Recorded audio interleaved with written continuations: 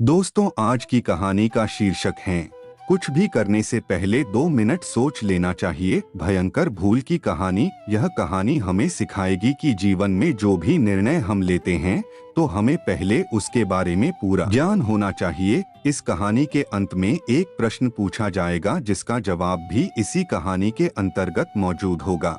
तो आपको यह कहानी आखिरी तक समझ लेना है। तो आइए कहानी को शुरू करते हैं। एक बार की बात है, हंसपुर नामक राज्य में एक राजा राज करता था। राजा हर बार अपना काम जल्दी में ही करने की सोचता था और किसी भी कार्य को जितना हो सके उतना जल्दी निपटा देता था। एक दिन राजा का जन्मदिन था, तो उसने राज्य के सभी लोगों को अपने जन्मदिन के अवसर पर निमंत्रण दिया। और एक निमंत्रण उसी राज्य में रहने वाले एक विद्वान ज्योतिष को भी मिला। ज्योतिषी बड़े विद्वान थे, लेकिन उनकी आर्थिक स्थिति सही नहीं थी। राजा ने जन्मदिन पर भोजन की व्यवस्था भी रखी हुई थी। जिन लोगों को निमंत्रण मिला था वो सभी राजा के दरबार में उपस्थित हुए। विद्वान ज्योतिषी भी आ गए थे।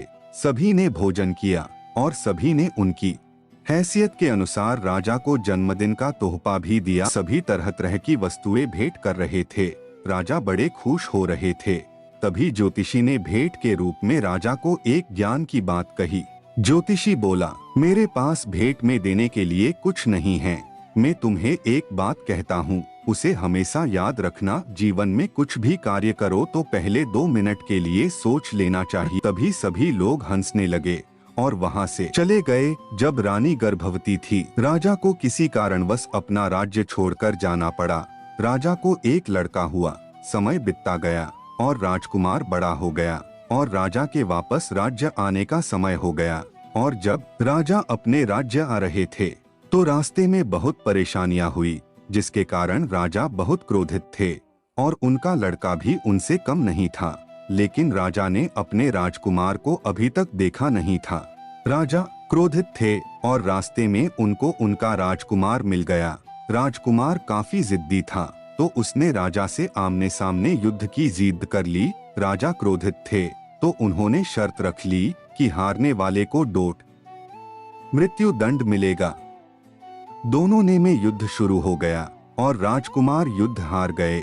तभी शर्त के मुताबिक राजा ने तलवार उठाई और राजकुमार को दंड देने चले।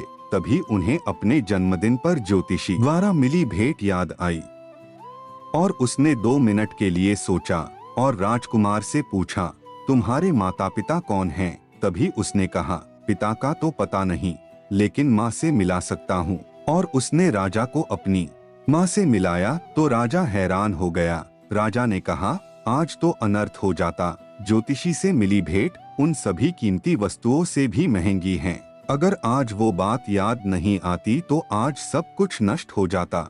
राजा ने राजकुमार को गले लगाया और बहुत दिनों के बाद वापस आने पर राजा का स्वागत भी किया।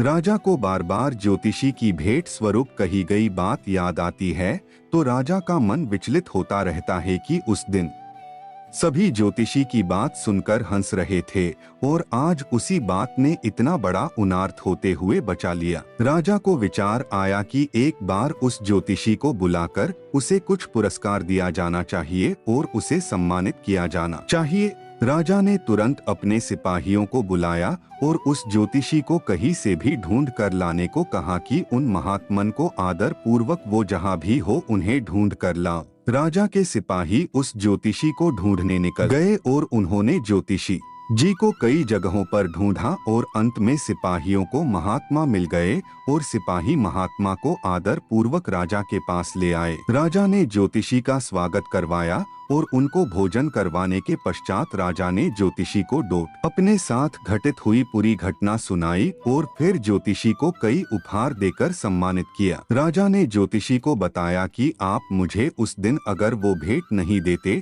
तो आज मेरे हाथों घोर अनर्थ हो जाता, जिसके बाद में कहीं मुँह दिखाने लायक नहीं रहता। आपकी इस भेंट को मैं जीवन भर संभाल के रखूंगा और हमेशा याद रखूंगा। दोस्तों, हमारा सवाल यह है कि राजा के जन्मदिन के अवसर पर सभी राज्य के वासी आए हुए थे, तो उनमें एक विद्वान ज्योतिष भी शामिल थे।